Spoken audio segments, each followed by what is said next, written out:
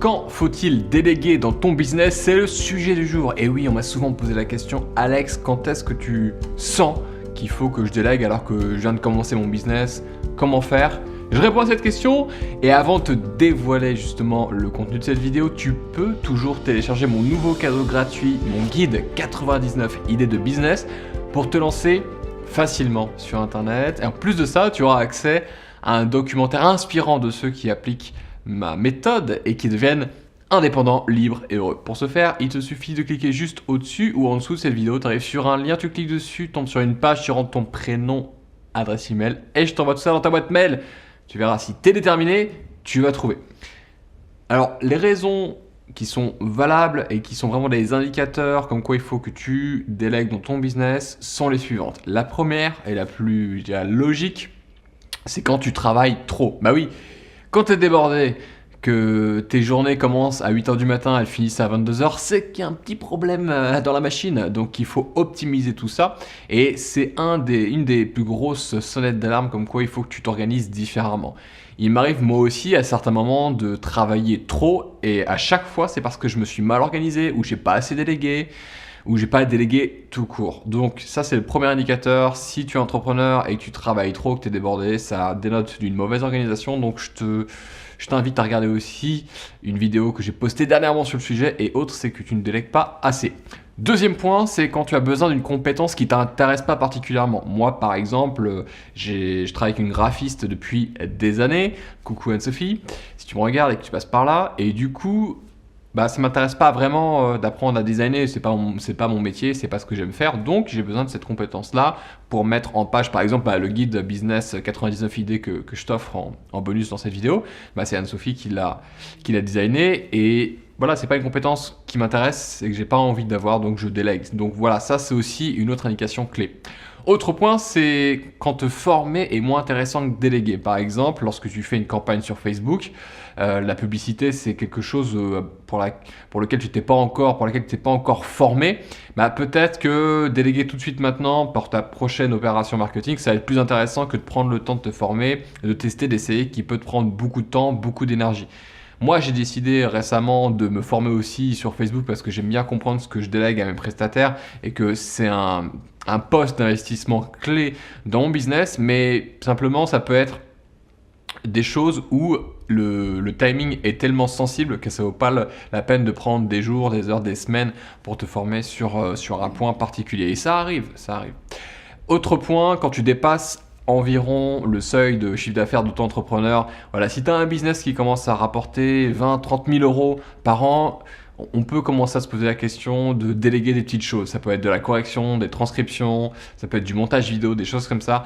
Tu as un niveau de revenu suffisant pour commencer à créer, à te constituer une petite équipe. Moi, c'est comme ça que j'ai commencé. C'était avec des petits postes. Au départ, voilà, j'avais un budget de délégation qui était de 100 euros, 200 euros, 300 euros par mois maximum avec des rédacteurs. Et puis après, au fur et à mesure, en appliquant la loi du système TAC que tu connais maintenant, trafic audience client, et en me focalisant sur comment avoir plus de trafic et de clients, j'ai réussi à avoir plus de budget pour mes freelances.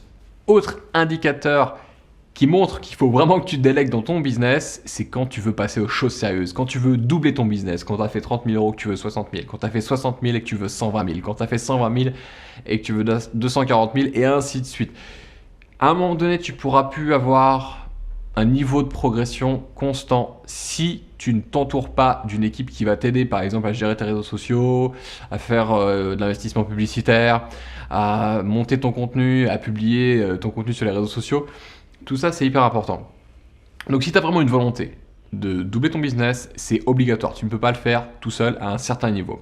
Et enfin, quand tu as compris qu'il fallait un peu lâcher prise sur la qualité des prestations, il y a trop de gens qui commencent à déléguer, qui arrêtent net parce qu'ils disent « ouais, mais c'est pas le même travail que je fournis, c'est pas la même qualité, c'est normal. » Moi, j'ai un indicateur qui me permet de voir si je peux travailler avec un prestataire, c'est d'accepter que c'est à peu près à 80% de ce que j'attends. 80% de ce que je peux faire.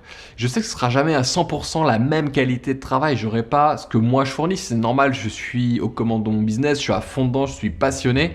Donc il est normal qu'un prestataire qui a peut-être aussi d'autres clients ne produise pas la même qualité de travail. Et c'est ok, il faut lâcher prise avec ça. De toute façon, si tu as 80% du bon boulot qui est fait, c'est largement suffisant parce que toi après derrière, soit tu repasses, tu affines, soit carrément en fait tu acceptes ça et c'est un standard suffisant pour ton business. Donc à partir du moment où tu ne cherches pas la perfection et la perle rare, tu peux commencer à déléguer et accepter aussi une période où tu vas former cette personne. Elle ne sera pas encore au top, mais quand tu travailles sur le moyen et le long terme et tu sais que c'est cher, que ça met très cher et que je t'encourage vraiment à avoir cet état d'esprit, eh bien c'est toujours payant à moyen et long terme. Et enfin, si tu veux des ressources pour déléguer, tu peux déjà te renseigner auprès de ta communauté. Si tu as une liste email, tu peux demander est-ce qu'il y a des graphistes parmi vous, est-ce qu'il y a des monteurs vidéo parmi vous qui sont intéressés par travailler avec toi, intéressés aussi pour faire de la correction, de la transcription, peu importe. Tu peux aller, parce que la plupart, et avant de passer à autre chose, la plupart des gens qui travaillent avec moi sont souvent issus de ma propre communauté.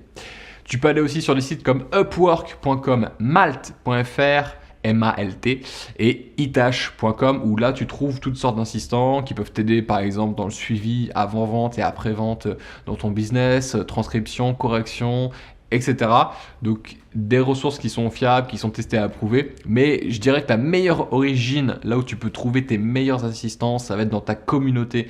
Que ce soit en envoyant un email, en demandant sur Facebook, sur Instagram, des gens qui sont intéressés par ce que tu fais, par tes valeurs et qui veulent bien t'aider parce qu'ils ont justement des compétences que tu recherches.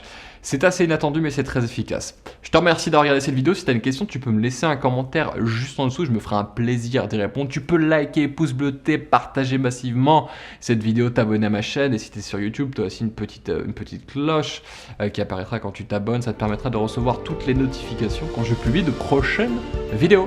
Je te remercie et n'oublie pas, c'est toi qui décides. Ciao!